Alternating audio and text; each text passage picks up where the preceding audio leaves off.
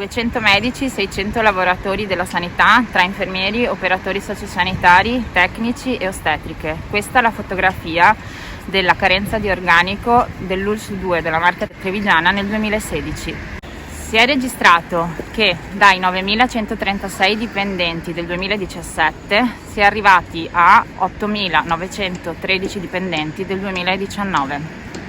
Se solo lo scorso anno mancavano 200 professionisti nell'ULSS 2 della Marca Trevigiana, oggi con l'emergenza sanitaria contiamo meno 210 infermieri, meno 120 operatori sociosanitari, meno 30 assistenti sanitarie, meno 30 assistenti sociali e meno 30 psichiatri.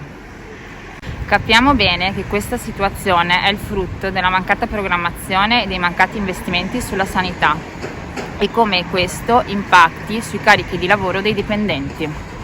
Scelte sbagliate che gravano pesantemente sui servizi ai cittadini. Come sindacato abbiamo chiesto gli interventi all'ULSS 2 e alla Regione del Veneto, ma le risposte che sono arrivate sono insufficienti.